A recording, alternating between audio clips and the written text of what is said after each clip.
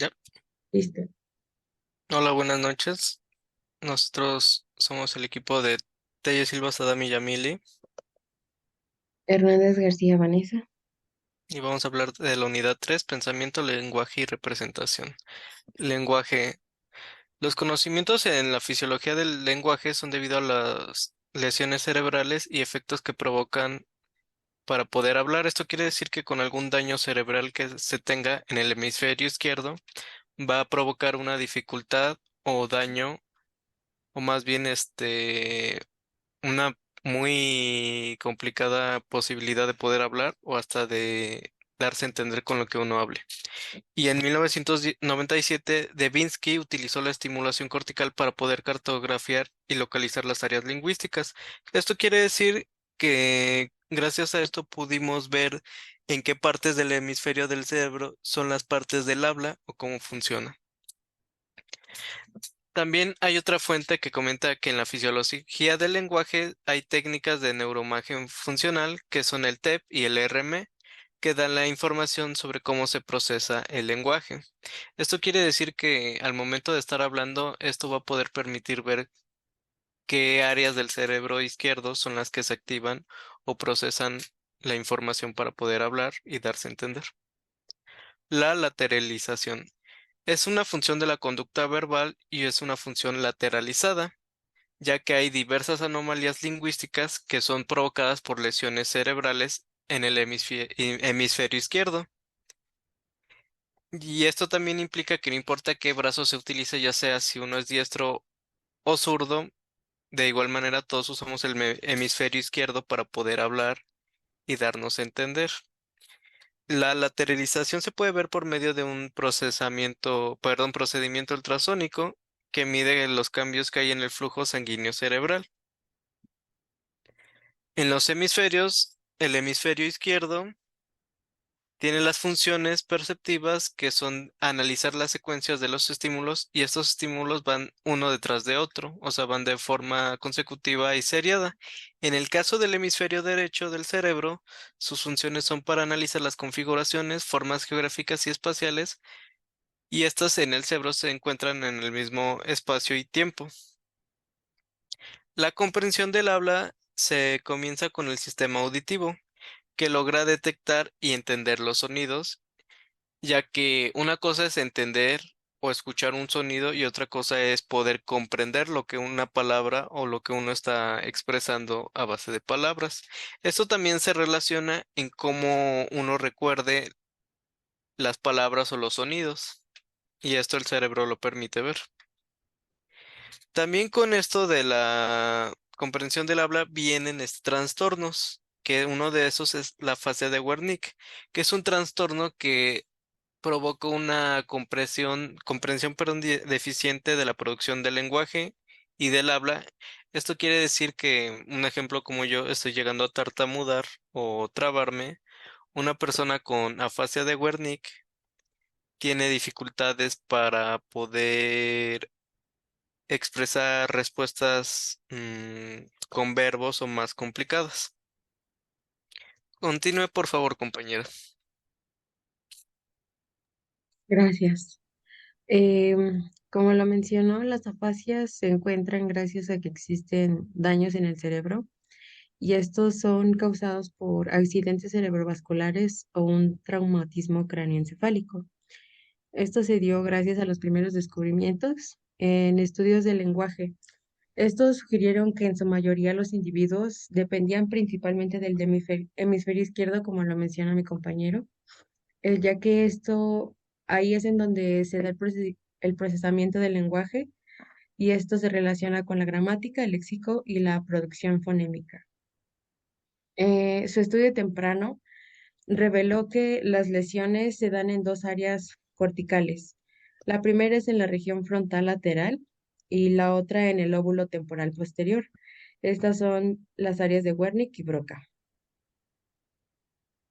Como se puede ver en este, en el esquema, alcanzamos a ver de color verde el área de Broca y de color naranja el área de Wernicke, que son las principales que se dañan, dando como resultados este tipo de afasias. Como se menciona, los trastornos del lenguaje son variados y se conocen como afasias, ya sea la de Broca, la afasia de Wernicke, hay afasias de conducción, afasias transcorticales motoras y sensitivas y las afasias globales.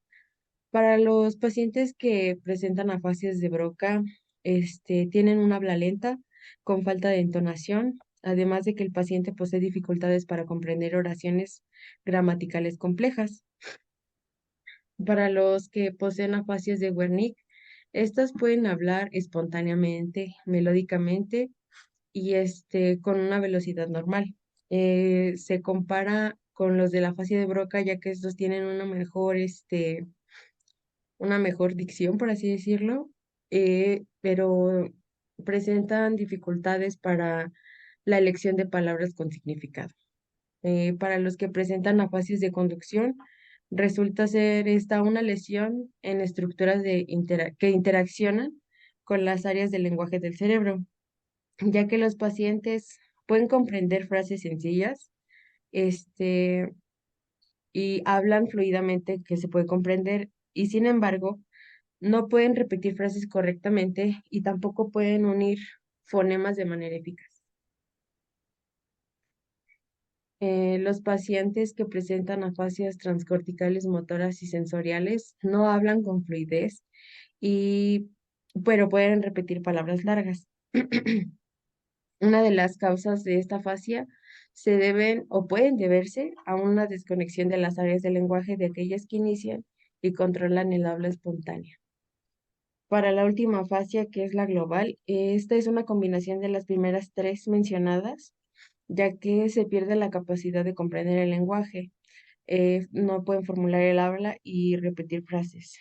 Se reduce su habla o su vocabulario solamente a unas cuantas palabras o solo pueden repetir una constantemente y con esa tratar de comunicarse.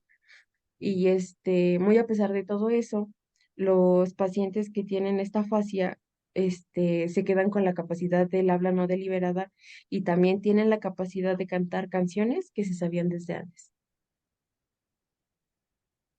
Ujú.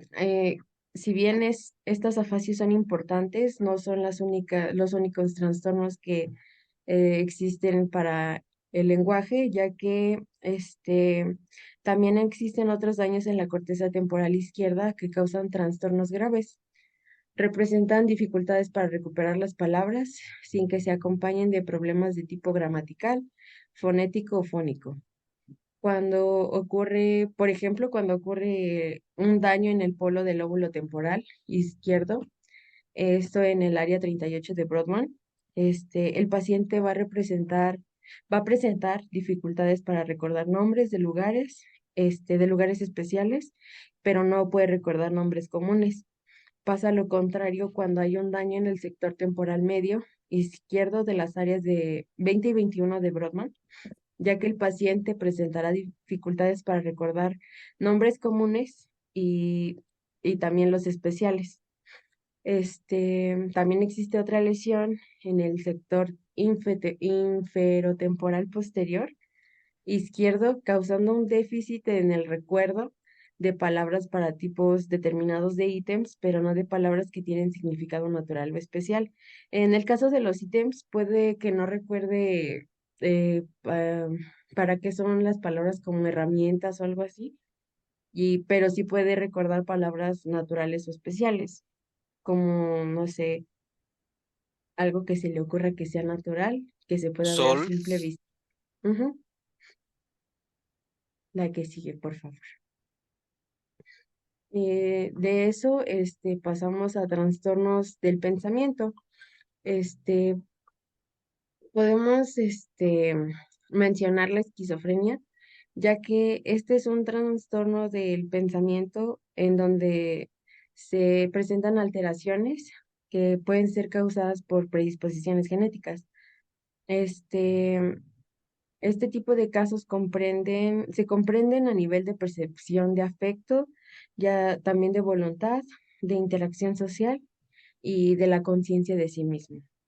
Pueden dejar de saber quiénes son o cómo se conocen ellos mismos. La esquizofrenia se conoce como un grave trastorno mental por alteraciones del pensamiento, con delirios, alucinaciones y conductas extrañas. Este, bueno, aquí, para comenzar, desde el punto de vista científico, esta es una enfermedad mental muy trascendental, ya que socialmente se presenta en al menos el 10% de los pacientes, ya que el 10% de los pacientes llegan a suicidar y al menos el 30% de ellos causan hospitalizaciones. Globalmente, al menos el 1% de la población mundial lo padece. Ya, Bueno, yo así. para agregar, si es que puedo, con la esquizofrenia entiendo que se relaciona en parte con el habla, porque hay pacientes esquizofrénicos que llegan a expresar palabras sin sentido o por lo mismo palabras que ellos recuerdan, pero para otros no tienen algún significado. Un ejemplo, bosque, sol, casa, un nombre, o sea, lo que para ellos es entendible, otra Lo persona o normal. un paciente normal o sin algún trastorno, para un trastorno, enfermedad, pues no comprendería tan fácilmente. Ujú. ¿Me gusta decir los síntomas positivos y negativos? Claro, los síntomas positivos se dejan entrever por su presencia, incluyendo trastornos del pensamiento, alucinaciones y delirios. Los síntomas negativos se caracterizan por la ausencia de conductas normales, falta de creatividad, habla escasa, falta de iniciativa y de perseverancia, e incapacidad de experimentar placer y aislamiento social. De las pruebas más consistentes de la esquizofrenia se muestra que es un trastorno hereditario, ya que esto se pudo ver en los estudios de adopción como en estudios de gemelos, ya que muy a pesar de los descubrimientos científicos, no solo hay un caso de la esquizofrenia, sino de muchas enfermedades mentales, ya que sus causas son y su patogenia son de la mayoría todavía no certeras o están totalmente descubiertas, y a lo que iba de que tanto los pacientes psiquiátricos, porque no entraría la depresión, los pacientes psiquiátricos, pues tienen parte de las afasias por lo mismo de que hay pacientes que solo gritan, O no se pueden solo, expresar. que únicamente gritan, hablan sin sentido y no se cierra únicamente a la esquizofrenia. Esto también podría pasar en niños pequeños, pero pues no se podría considerar una No fácil. afasia porque pues están en pleno desarrollo de aprendizaje del lenguaje. Ujú. Como datos importantes de la esquizofrenia, este, los agonistas dopaminérgicos son capaces de producir psicosis, ya que algunos pacientes fueron, em, medicados con eso y pudieron tener estos síntomas, mientras que la afinidad de los fármacos antiesquizofrénicos por los receptores dopaminérgicos D12 y en particular el D4 se correlacionan directamente con su potencia clínica en el alivio de los síntomas psicóticos. También es importante no calificar a los pacientes con esquizofrenia como el mero caso de estudios. Siguen siendo personas y no pueden vivir siendo Expresarse. etiquetados. Ujú. Ya que se investiga como un trastorno y no como una persona en específico. Y también es importante que para que el paciente se considere enfermo y con ese trastorno debe estar por lo menos 6 meses con los síntomas y en una fase psicótica seguida de una fase residual.